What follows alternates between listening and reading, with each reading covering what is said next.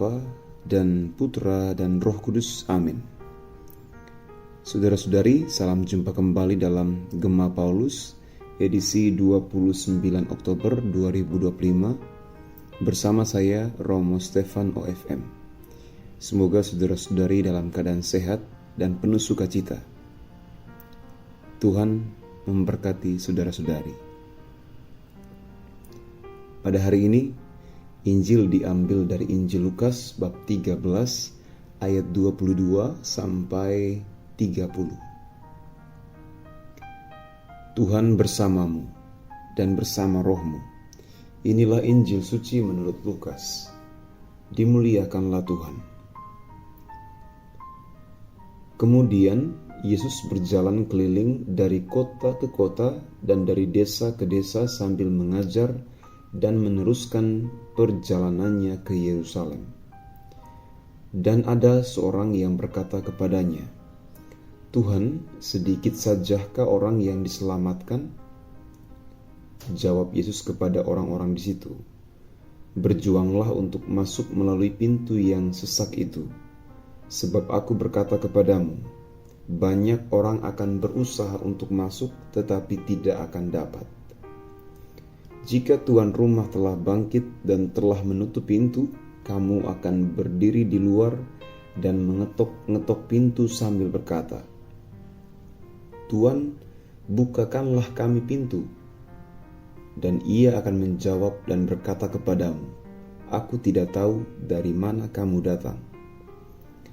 Maka kamu akan berkata, 'Kami telah makan dan minum di hadapanmu, dan engkau telah mengajar di jalan-jalan kota kami.' Tetapi ia akan berkata kepadamu, 'Aku tidak tahu dari mana kamu datang, enyalah dari hadapanku, hai kamu sekalian yang melakukan kejahatan.' Di sanalah akan terdapat ratap dan kertak gigi, apabila kamu akan melihat Abraham dan Ishak dan Yakub dan semua nabi di dalam kerajaan Allah, tetapi kamu sendiri dicampakkan keluar. Dan orang akan datang dari timur dan barat dan dari utara dan selatan, dan mereka akan duduk makan di dalam kerajaan Allah. Dan sesungguhnya ada orang yang terakhir yang akan menjadi orang yang terdahulu, dan ada orang yang terdahulu yang akan menjadi orang yang terakhir." Demikianlah sabda Tuhan. Terpujilah Kristus. Saudara-saudari, bukankah pertanyaan awal dalam Injil hari ini menjadi pertanyaan kita juga? Tuhan, sedikit sajakah orang yang diselamatkan? Atau kadang-kadang kita bertanya dalam bentuk lain, siapa yang akan diselamatkan? Akan diselamatkankah semua orang? Apakah dengan menjadi orang Katolik berarti otomatis selamat? Atau lebih personal lagi, Tuhan, apakah saya akan diselamatkan? Saudara-saudari, atas pertanyaan ini Yesus tidak memberi jawaban mengenai kuantitas, sedikit atau banyak, 100, 200, 300. Dia berfokus pada kualitas perjuangan. Dia mengatakan, berjuanglah untuk masuk melalui pintu yang sesak itu. Kata berjuanglah menyiratkan usaha yang sungguh-sungguh. Keselamatan adalah anugerah Allah, tetapi menuntut respon yang aktif, gigih, dan total dari pihak kita. Keselamatan tidak bersifat pasif dan otomatis. Maka bakti saja atau menghadiri ekaristi saja tidak cukup. Dia mengatakan keselamatan itu seperti memasuki sebuah pintu yang sempit atau sesak. Pintu ini melambangkan jalan hidup yang tidak populer, penuh pengorbanan, dan bertentangan dengan keinginan duniawi. Ini berarti memilih untuk menyangkal diri dan memikul salib Kristus setiap hari, daripada memilih jalan yang lebar dan mudah yang diikuti oleh banyak orang. Yesus juga memberikan peringatan keras tentang tuan rumah yang bangkit dan menutup pintu. Dia, tuan rumah itu, menolak orang-orang yang mengklaim bahwa mereka makan bersama dengan dia dan mendengar pengajarannya di kota. Perhatikan, ada dua yang disebutkan. Yang pertama, disebut dengan kedekatan pribadi. Kami telah makanan minum bersama-sama dengan engkau. Kita semua kalau sempat makan bersama, minum bersama, itu mengungkapkan keakraban. Ini bisa merujuk pada kebersamaan fisik dengan Yesus. Atau dalam konteks gereja, kita berpartisipasi dalam Ekaristi. Kita makan bersama dalam perjamuan Ekaristi, makanan keselamatan. Tapi Tuhan juga menutup pintu untuk orang seperti itu. Maka mengikuti Ekaristi saja tidak cukup.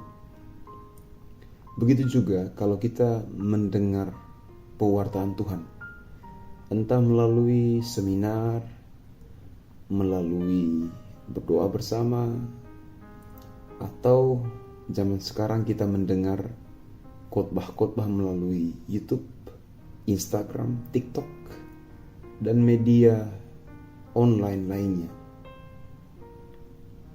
Rupanya hanya mendengar saja tidak cukup juga. Tuan rumah itu menjawab, "Aku tidak tahu dari mana kamu datang."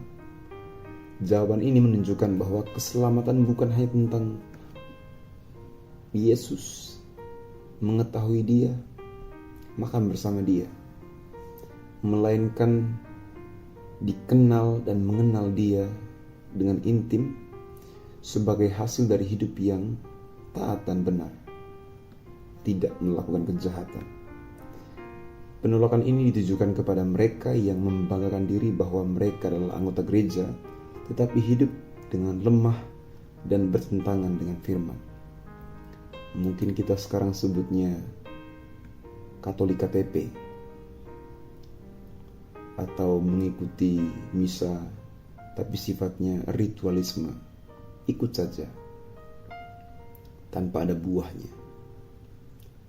Maka yang menjadi tolok ukur bukan klaim formal, "Kami kenal engkau, kami makan bersama engkau," itu klaim kita, tapi juga berkaitan dengan buah-buah makan bersama dia, buah-buah mendengarkan sabdanya. Ini berkaitan dengan kesetiaan dan ketaatan kita setiap hari. Injil hari ini ditutup dengan gambaran pembalikan yang mengejutkan dalam kerajaan Allah. Orang-orang akan datang dari timur dan barat, dari utara dan selatan, dan duduk makan di dalam kerajaan Allah. Ini menunjukkan bahwa kerajaan Allah tidak terbatas pada suatu kelompok etnis atau agama tertentu, seperti bangsa Israel pada masa Yesus, melainkan terbuka bagi semua bangsa yang merespon panggilan Kristus. Tuhan kita memberikan rahmat-Nya kepada setiap orang, dan yang diselamatkan adalah yang menerima rahmat itu dengan aktif.